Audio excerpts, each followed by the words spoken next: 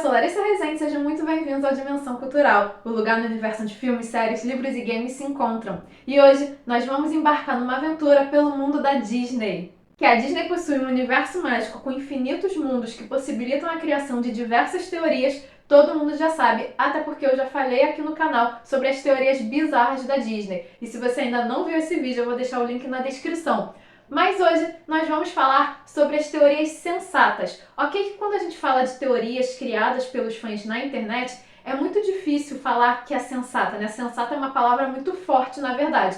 Mas as teorias de hoje, diferente daquelas lá bizarras, elas fazem um certo sentido. Na verdade, algumas fazem tanto sentido que elas foram até canonizadas dentro do universo da Disney. Outras podem não fazer tanto sentido assim, não podem ser tão claras, podem ser um pouquinho mais forçadas, mas pelo menos são bonitinhas e são mais aceitáveis. Então essas vão ser as teorias do vídeo de hoje. Mas antes de continuarmos, já deixa o seu like nesse vídeo. Se você ainda não se inscreveu no canal, vai lá, se inscreve e ativa o sininho, pois a sua participação é muito importante nessa dimensão. E a primeira teoria é relacionada justamente a Frozen, mais diferente do outro vídeo, na qual eu falei daquela teoria absurda de que o Tarzan seria irmão da Anna e da Elsa. Eu não vou passar raiva com essa teoria. Na verdade, eu acho essa teoria bem válida e bonitinha, por mais que Frozen 2 a tenha desconsiderado ali na linha temporal.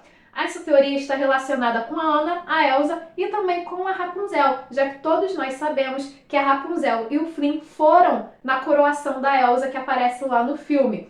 E a partir desse momento criou-se uma teoria de que teria alguma ligação entre esses personagens.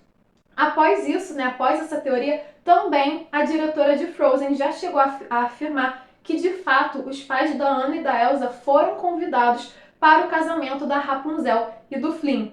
E aí surgiu essa teoria de que eles teriam morrido justamente no naufrágio em direção ao casamento desses dois personagens. Mas além disso, os fãs foram muito além e ainda reforçaram a ideia de que talvez Rapunzel, Anna e Elsa fossem primas. Justamente porque, primeiro que a gente está falando de realeza europeia e acaba sempre tendo alguma conexão de parentesco ali entre as famílias reais. Além disso, Rapunzel vai se passar na Alemanha, enquanto Frozen vai se passar na Noruega. Então, os fãs acreditam que precisaria ter um motivo muito forte para esse deslocamento para assistir a coroação da Elsa. De qualquer forma, fica aí uma teoria muito legal. Infelizmente, essa questão em si do naufrágio acaba sendo refutada em Frozen 2, que mostra a viagem, mostra um pouquinho do que aconteceu na viagem dos pais dessas duas personagens, mas eu particularmente acho essa teoria bem válida. Na verdade, eu fico me perguntando como é que eu construiria esse universo de Frozen no meu headcanon.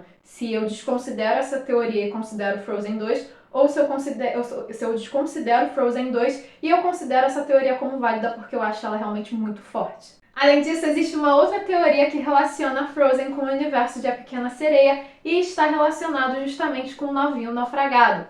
Essa teoria, essa ideia de que os pais da Elsa foram convidados para o casamento da Rapunzel e eles morreram nesse naufrágio, vai ganhar ainda mais força quando os fãs começarem a ligar esse naufrágio justamente com o navio naufragado que a Ariel encontra logo no início do filme.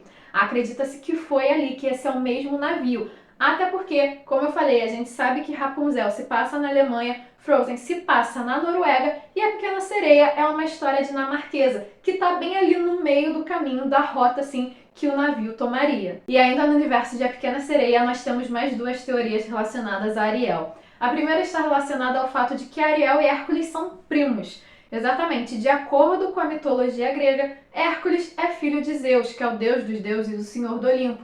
Já Ariel é filha do rei Tritão, e o Tritão na mitologia é um deus marinho, filho de Poseidon, que por consequência é irmão de Zeus. Isso tecnicamente faria esses dois personagens da Disney primos. E a segunda teoria está relacionada a Peter Pan. Parece até um pouco difícil que essas duas tramas estejam relacionadas, já que elas se passam em mundos completamente diferentes, mas para os fãs de Easter eggs, parece que eles encontraram alguma semelhança em relação a esses dois filmes. Mais especificamente em relação às sereias. Foi a partir do momento que os fãs começaram a comparar a Ariel com as sereias que aparecem lá na Terra do Nunca que essa teoria surgiu e ela afirma nada mais nada menos de que a mãe da Ariel, a Athena, foi morta pelo Capitão Gancho. De acordo com o terceiro filme da Ariel, apesar da gente não ter conhecido a Athena de fato, foi mencionado que ela morreu pelas mãos de um terrível pirata. E aí a galera juntou, somou 2 mais 2 e chegou aí a essa conclusão. E a próxima teoria é justamente a de Aladdin, a ideia de que o gênio e o comerciante que aparece no início do filme são as mesmas pessoas. E os fãs vão criar essa teoria a partir do momento em que eles percebem algumas semelhanças entre esses dois personagens, como o fato de que ambos os personagens utilizam azul, possuem uma faixa vermelha na barriga, possuem uma barbicha cacheada e são os únicos personagens de todo o filme que possuem 4 dedos nas mãos. A partir desse momento, os fãs vão criar a teoria de que após ser liberto, o gênio passou a viajar disfarçado pelo mundo enquanto comerciante e a contar as suas histórias para os outros. Até porque dentro do filme do Aladdin, tanto o comerciante quanto o gênio é que contam a história do nosso famoso herói. E eu particularmente adoro essa teoria. É a teoria que mais faz sentido. Na verdade, é uma teoria que fez tanto sentido que a Disney a canonizou. Tanto que no live action do Aladdin, essa teoria é confirmadíssima e é maravilhosa. Particularmente é a melhor teoria dessa lista. Mas Aladdin também estaria relacionado a um outro filme da Disney, que é A Bela e a Fera. No caso, essa relação já é um pouco mais sutil, onde muitos fãs acreditam que o livro favorito da Bela, na qual ela fala logo no início do filme, é justamente Aladdin. Até porque, ao falar do livro, ela cita que adora essas histórias que se passam em locais distantes, cheios de feitiços, duelos de espadas e um príncipe disfarçado, na qual acaba sendo ainda, tendo uma ênfase ainda maior na canção, quando ela fala que era um príncipe disfarçado e que a princesa só descobre quem ele é no fim, muito parecida justamente com a trama do primeiro filme do Aladdin. E se tem uma coisa que fã da Disney gosta é de relacionar os personagens em algum grau de parentesco.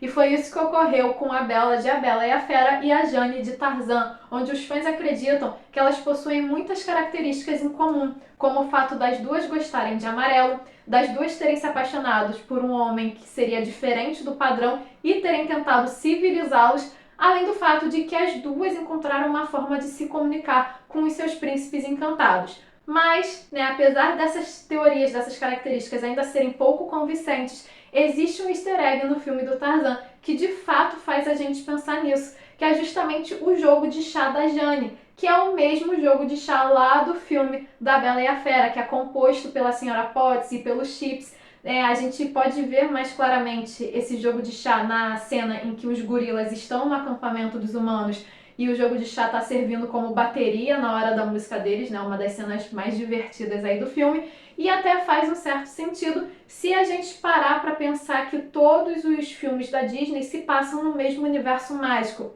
o que é um pouco difícil em relação a Tarzan, levando em consideração que Tarzan não tem magia nenhuma dentro daquele filme, um filme bem assim, digamos, racional, os gorilas falam porque é um desenho animado da Disney e os gorilas precisam falar para que o público entenda, mas não existe nenhum tipo de sistema de magia ali. Mas se a gente acreditar nessa ideia de que todos os filmes da Disney se passam no mesmo universo, é uma teoria até bem válida. E voltando ao universo de Enrolados, existe uma teoria que diz que a Mamãe Gothel e a Rainha Má de A Branca de Neve são a mesma pessoa. Isso porque os fãs começaram a observar as duas vilãs em cada uma em seu filme e viram que elas têm algumas coisas em comum, como o fato de que ambas são madrastas terríveis e também têm um fascínio muito grande por juventude e beleza. Além disso, elas até se parecem, elas possuem traços parecidos, principalmente quando não estão enfeitiçadas para parecerem mais jovens. Eu considero uma teoria bem interessante, apesar de que funcionaria só se o quê? No caso, a Rainha Má sobrevive àquela queda no final do filme e aí ela se transforma na Mamãe Gothel e vai procurar outras vítimas, porque ali no reino da Branca de Neve ela não teria mais chance, até por conta dos anões mesmo que lutaram contra ela, Eu acho que só funcionaria desse jeito. Mas é uma teoria interessante, não é tão bizarra assim. E a última teoria também está relacionada ao universo da Branca de Neve, mais especificamente ao Dunga, na qual diz que o Dunga e o Gepeto também são a mesma pessoa. De acordo com essa teoria, o Dunga ele foi encontrado pelos anões e consequentemente criado por eles, mas ele não era um anão e sim uma criança, E entre as diversas razões que muitos acreditam nisso, é o fato de que ali entre os anões, o Dunga era o único que não tinha uma barba, um bigode, algo de fato para demonstrar que ele era um adulto, que ele tinha uma aparência mais infantil de fato. E assim, com o tempo, ele foi crescendo e acabou se tornando o Gepeto que a gente conhece lá no filme do Pinóquio, na qual sempre teve o sonho de ter um filho e assim construiu o seu boneco de madeira, né? Essa teoria ela vai ganhar mais força com o fato de que a personalidade dos dois personagens combinam, né? Eles são amáveis, carinhosos, desastrados, divertidos, veem a vida com uma certa leveza, e foi uma teoria que eu achei muito fofinha. Eu acho que de todas aqui, essa acaba sendo a mais fofinha. É aquele tipo de teoria que só faz sentido se a gente conectar todos os filmes da Disney no mesmo universo mágico, mas ela é bem aceitável. E vocês curtiram? Já conheciam essas teorias? Acham que pelo menos alguma delas faz mais sentido? Existe uma outra teoria do universo da Disney que também pode ser considerada como sensata e eu não falei aqui? Deixe a opinião de vocês aqui nos comentários e não se esqueça de curtir esse vídeo e de se inscrever no canal para continuar acompanhando as nossas aventuras. Nos vemos na próxima!